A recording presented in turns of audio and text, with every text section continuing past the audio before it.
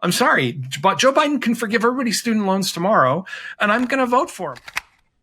I humbly and gratefully accept your nomination for the presidency of the United States.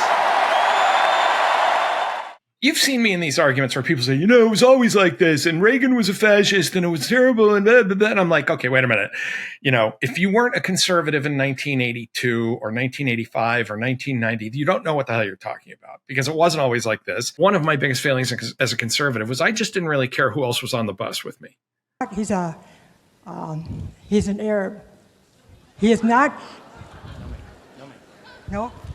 No, ma'am. He's a decent family man, citizen that I just happen to have disagreements with on fundamental issues, and that's what this campaign is all about.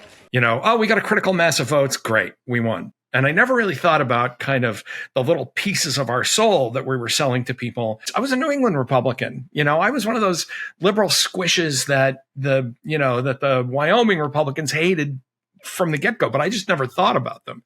I worked in politics for John Hines of Pennsylvania, a guy that would have been, run out of the party by now as a rhino. The reason I'm a cheap date, wow, never thought I'd say those words on the radio, is that because I'm not a bullshitter, Jonah. The Democrats, as awful as they are in every way, have my vote as long as the Republican Party is Trump and his followers. Because as terrible as the Democrats can be, and the many things I wish they would change, this is an existential fight for the future of American democracy. So you know what? I'm sorry. I find it very hard to descend into arguments about policy stuff when we live in a post-policy world right now. Now, on the other hand, the most hate mail I have ever gotten, besides from right wingers. I mean, I get threats and death threats from right wingers, for years, especially when I was working in the government. But the most hate mail I ever got outside of that was when I said Biden shouldn't forgive student loans. I mean, then people were like, "You should die. You should get cancer. You're a terrible human being." But I'm not going to die on that hill. I'm sorry, but Joe Biden can forgive everybody's student loans tomorrow, and I'm going to vote for him. It's hard for me to say, well, unless Joe Biden doesn't, hold off the student loan people. Well, I don't know what I'm going to do. I've made the argument, that we face a binary choice in 2016 and 2020 and again in 2024. And I will be happy to argue about policy on any number of grounds once we are out of this dangerous situation. There's one other thing, though, and I think one place to be a little kinder to some of our friends who have gone, whose positions have changed, because some of my positions have changed, and that is the issue of trust. I am not in favor of, abortion on demand, without apology, without restriction at any moment, taxpayer, blah, blah, blah, blah, all that stuff we used to argue about in the 70s and 80s, right? On the other hand, I simply don't trust the American right to be the stewards of this issue. I'm sorry, I just don't.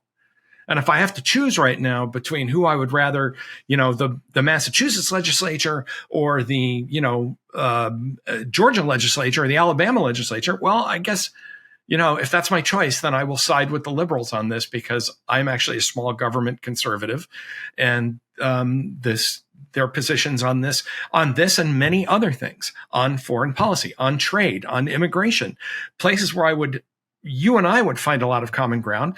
But if I have to choose stewards of those issues, I simply can't choose the Republicans because I don't trust them anymore. I'm the grandson of immigrants. I'm a hard-assed immigration hawk. And yet, if that's going to put me on the same side as Stephen Miller saying, let's torment children as a deterrent, I can't do it. I can't go there with you, and say, okay, I guess that I will move to the left on this issue and say, yeah, there are costs that I will bear. There are things I'm not willing to do. And I think there used to be a place to negotiate that out between the right and the left. And because the Republican Party has been captured by a sadistic kind of glee, my Atlanta colleague, Adam Sewer, coined that phrase. The cruelty is the point. I simply do not trust their stewardship of many major national issues. But as long as Donald Trump's on the ballot, now if Trump, I will say this, if Trump disappeared tomorrow and the Republicans were having a real primary, I might participate in this debate differently. Because a lot of things I believe in haven't changed. But I just don't think they're as important as the overriding issue of the future of American democracy, which I think is on the ballot again, which I did not expect it to be. But here we are.